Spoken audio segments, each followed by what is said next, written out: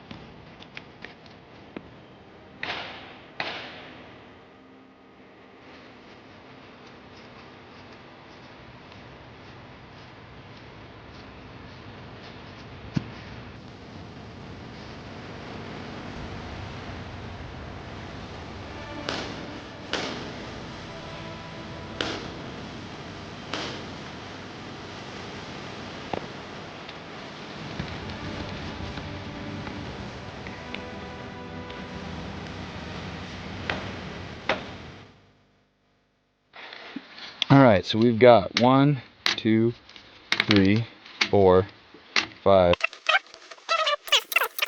31, 32. So I've got 32 shells here. And I ran these drills a series of times.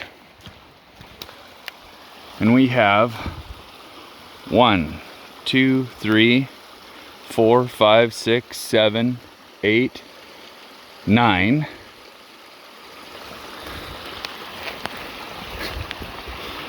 10, 11, 12, 13, 14,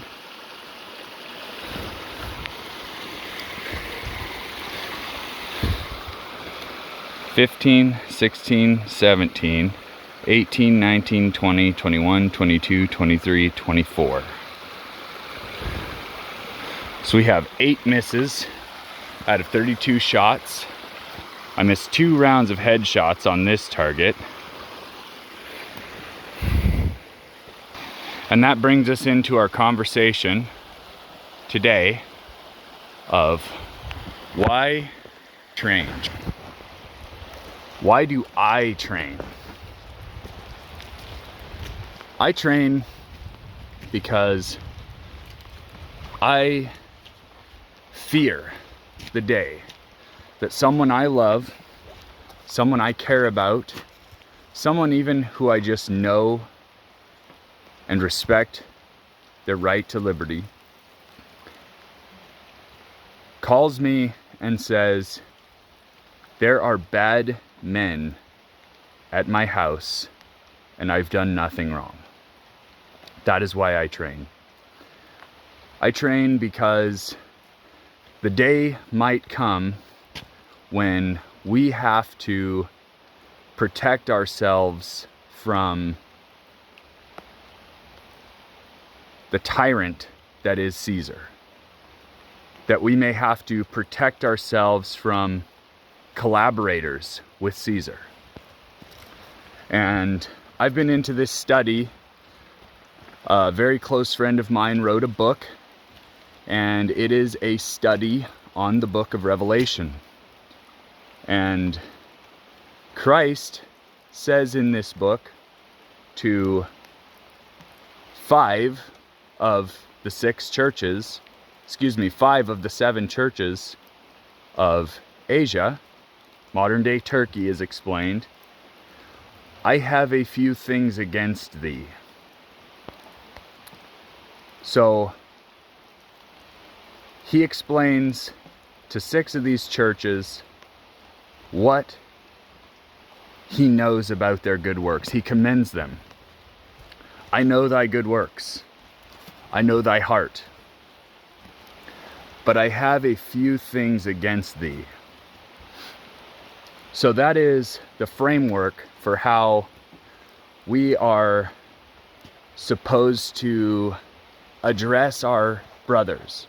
And this doesn't have to mean that you're a Christian to believe this. It is merely that it's a 2,000-year-old framework of a highly respected individual, perhaps the most respected individual in all of history, who gave a framework for how to address your brothers when they're not doing right. I see your good work, but I have a few things against thee. Now, he explains, and it is well accepted, what the synagogues of Satan are. They are the synagogues of the time that collaborated with Caesar to achieve persecution of individuals to achieve their ends. In this particular case, it was to persecute Christians. But I have a few things against thee. If you are a Christian, or claiming to be, or if you're just claiming to be a good person, or if you are just claiming to be a person who wants liberty and order, and you are collaborating with Caesar to achieve your beliefs, to impose your beliefs on someone else, that is not what the Bible teaches.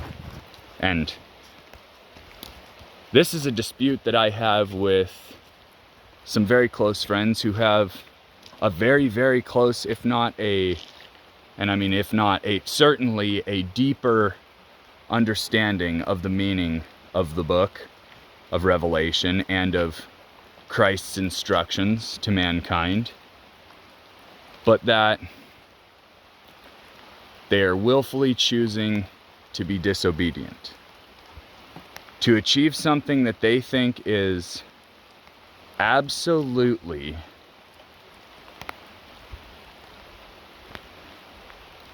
morally correct, and correct as a Christian, that they would collaborate with Caesar in order to vote or achieve law to impose that will on people, non-believers, presumably.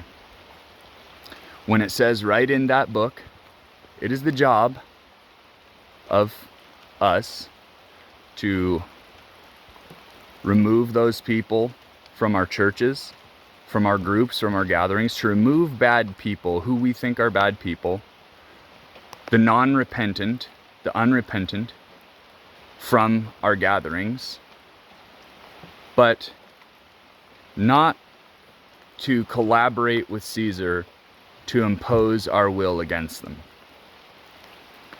And what we are getting is a situation where letting God's judgment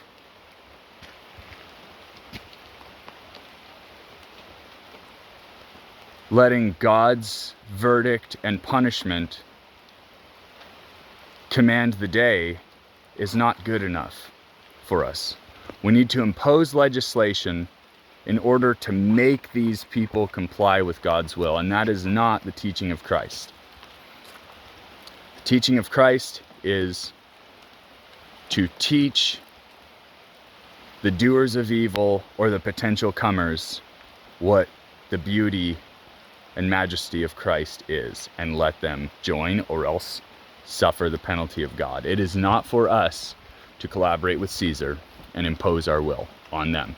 The same as we cry out when the synagogues of Satan collaborate with Caesar to impose their will on us. And so I'm going to take this and say, Caesar is government. We already know that.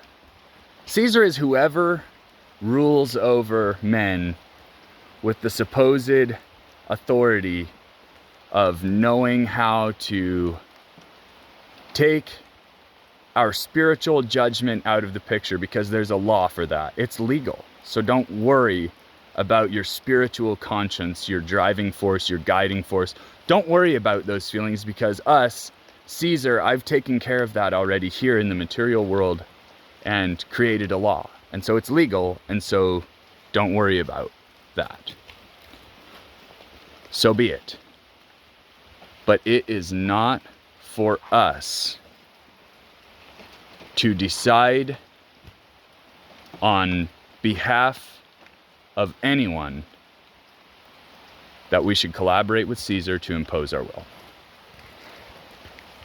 So, and this can be taken any number of ways. I have brothers and sisters who are not Christians, who believe in liberty and freedom. That's brothers and sisters. Okay?